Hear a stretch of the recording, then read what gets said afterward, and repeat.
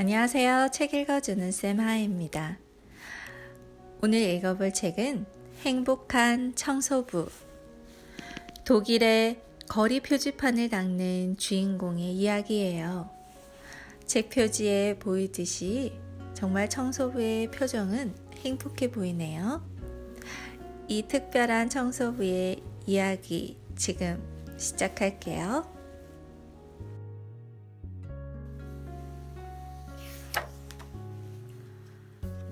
행복한 청소부. 모니카 페트 글, 안토니 보라틴스키 그림, 김경연 옮김, 수잔나 오 영문 옮김. 풀빛. 독일의 거리 표지판을 닦는 청소부 아저씨가 있었단다. 아저씨는 아침 7시면 일을 하러 집을 나섰지. 한 30분 정도 지나면 표지판 청소국에 도착한단다. 아저씨는 유리창 너머 수위 아저씨에게 인사하고 탈의실로 들어갔어.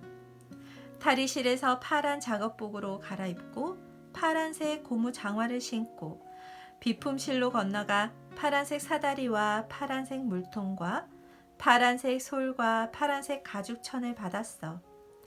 아저씨가 이 청소 도구들을 한데 꾸릴 때 다른 청소부 아저씨들도 자기 도구를 챙겼지. 서로 이런저런 이야기를 나누면서 말이야. 그런 다음 다들 자전거 보관실에서 파란색 자전거를 꺼내 타고 청소국 문을 나섰단다. 표지판 청소부들이 자전거를 타고 떠나는 모습은 정말 볼만했단다.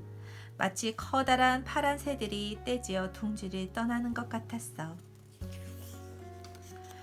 내가 지금 이야기하는 청소부 아저씨는 몇 년 전부터 똑같은 거리의 표지판을 닦고 있었어. 바로 작가와 음악가들의 거리야. 바흐 거리, 베토벤 거리, 하이든 거리, 모차르트 거리, 바그너 거리, 핸델 거리, 쇼팽 광장, 괴테 거리, 실러 거리, 슈토롬 거리, 토마스만 광장, 그릴 파스처 거리, 브레이트 거리, 캐스트너 거리, 잉게보르크 바흐만 거리, 마지막으로 또 빌헬름 부슈 광장. 거기까지가 아저씨가 맡은 곳이야. 표지판은 말이야, 닦아놓았나 싶으면 금방 다시 더러워지지. 그러나 훌륭한 표지판 청소부는 그런 일에 기죽지 않아. 더러움과의 싸움을 포기하지 않는 거야. 내가 이야기하고 있는 청소부 아저씨는 정말 훌륭했어. 아저씨가 맡은 거리의 표지판은 깨끗할 뿐만 아니라 새 것처럼 보였어. 다른 청소부들도 진심으로 아저씨가 최고라는 걸 인정했단다. 표지판 청소부 반장과 청소국 국장도 이따금 아저씨의 어깨를 툭툭 두드리며 잘하십니다 라고 칭찬했어. 아저씨는 행복했어. 자기 직업을 사랑하고 자기가 맡은 거리와 표지판들을 사랑했거든. 만약 어떤 사람이 아저씨에게 인생에서 바꾸고 싶은 것이 있느냐고 물었다면 없다 라고 대답했을 거야. 어느 날 한 엄마와 아이가 파란색 사다리 옆에 멈추어 서지 않았더라면 계속 그랬을 거야. 엄마, 저것 좀 보세요. 글루크 거리래요. 아저씨가 막 닦아놓은 거리 표지판을 가리키며 아이가 외쳤어. 저 아저씨가 글자의 선을 지워버렸어요. 어디 말이니? 엄마가 깜짝 놀라 위를 쳐다보며 물었어요. 저기요, 글리크 거리라고 해야 하잖아요. 독일어로 글루크는 아무 뜻이 없지만 글리크는 행복이란 뜻이 있거든. 엄마가 대답했어. 그렇지 않아. 글루크가 맞단다. 글루크는 작곡가 이름이야. 그 이름을 따서 거리 이름을 붙인 거란다. 버스 한 대와 트럭 2대가 덜커덕거리며 지나갔어. 그 바람에 엄마의 목소리가 묻혀버렸어.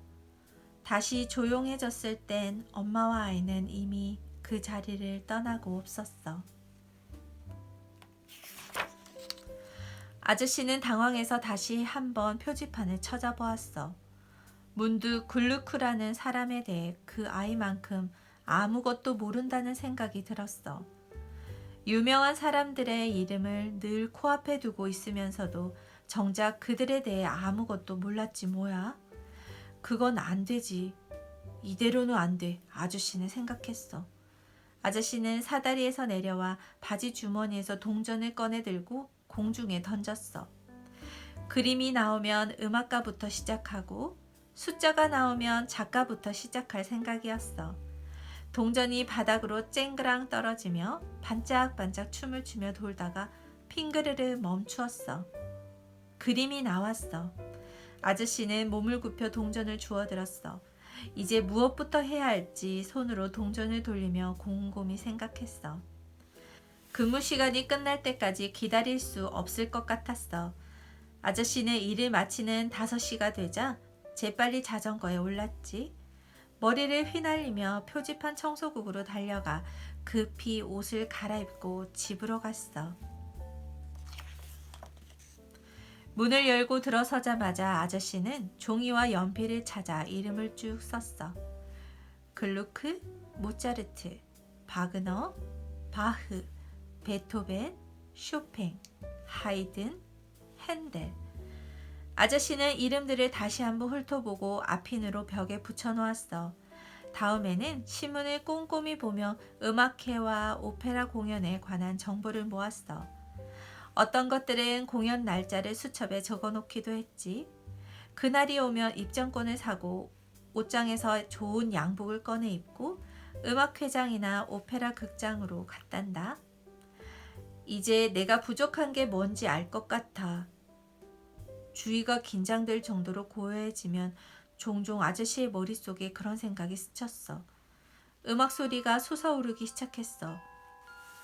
조심조심 커지다가 둥글둥글 맞물리다 산산이 흩어지고 다시 만나서 서로 녹아들고 바르르 떨며 움츠러들고 마지막으로 갑자기 우뚝 솟아오르고는 스르르 잦아들었어. 아저씨는 오싹 몸을 떨며 멍한 상태에서 깨어났어. 종이 부스럭거리는 소리, 우르르 걸어가는 발소리, 문이 열리고 사람들은 왁자지껄하며 밖으로 나갔어. 아저씨는 주위를 돌아보며 미소를 지었어. 크리스마스가 되자 아저씨는 레코드 플레이어를 샀어. 이를테면 자기 자신에게 크리스마스 선물을 한 거야. 포장을 풀어 플레이어를 꺼내 크리스마스 트리 밑에 갖다 놓고 엄숙하게 첫 번째 레코드판을 올려놓았어. 아저씨는 밤새 거실에 누워 음악을 들었어. 그러자 차츰차츰 오래전에 죽은 음악가들이 다시 살아나 가장 좋은 친구가 되는 느낌이 드는 거야. 그들의 음악을 들으며 속으로 묻고 대답하고 마치 서로 이야기를 나누는 것 같았어. 아저씨는 일을 하면서 머릿속에 간직한 가락을 나지막히 휘파람으로 불었어.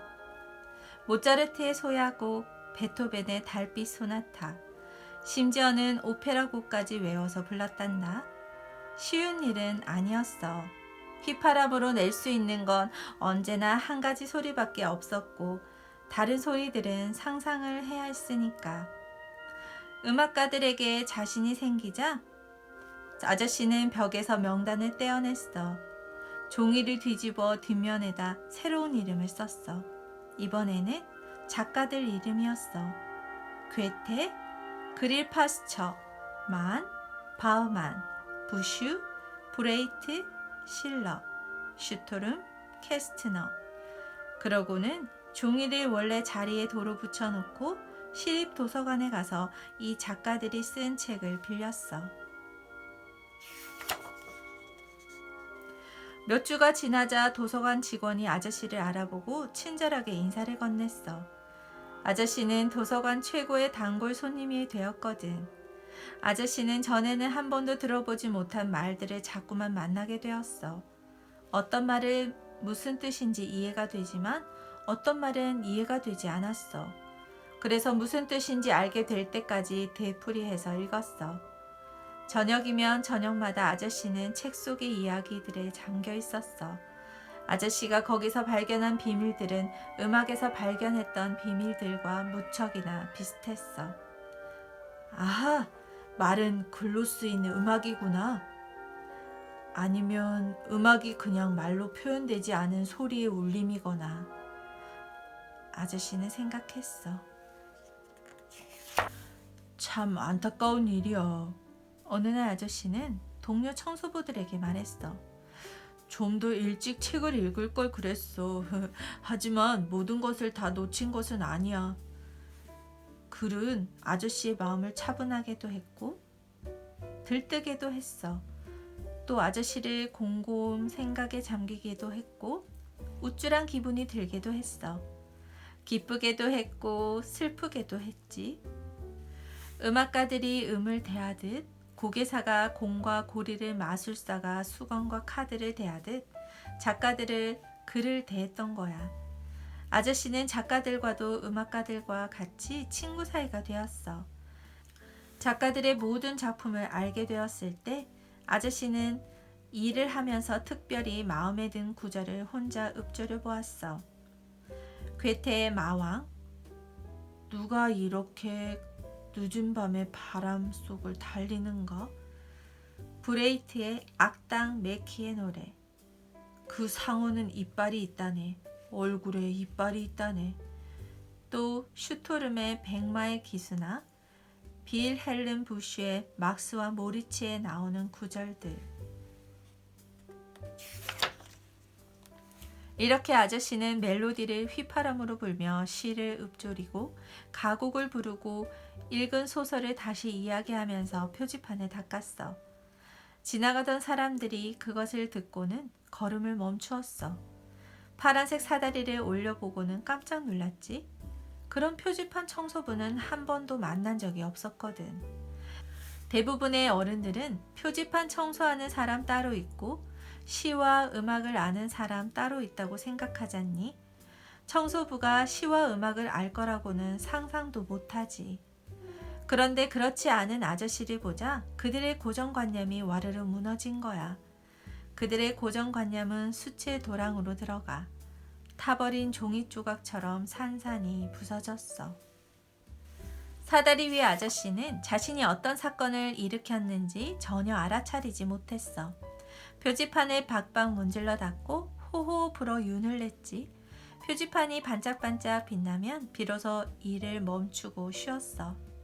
이제 아저씨는 시립도서관에서 음악가와 작가들에 대해 학자들이 쓴 책을 빌리기 시작했어. 그 책들은 이해하기 어려웠고 때로는 결코 끝까지 읽어내지 못하리라는 생각이 들었어.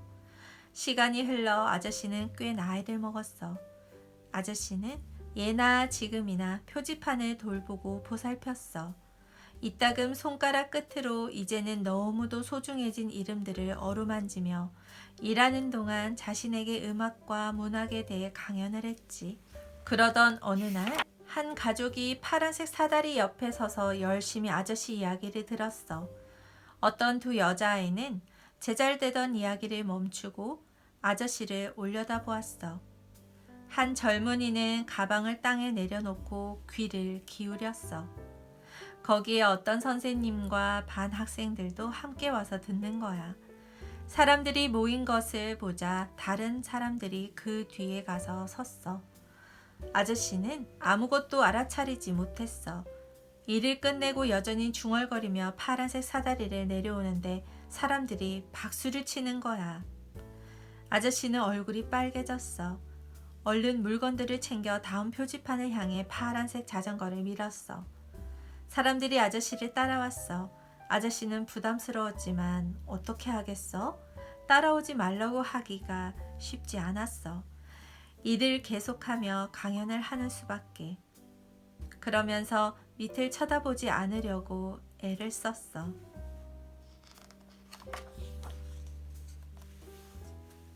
시간이 거북이처럼 기어갔어.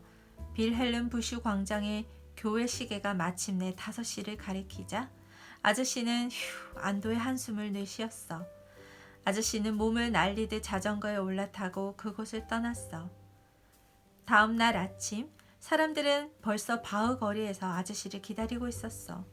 아저씨는 너무 놀라 딸꾹질이 나왔어.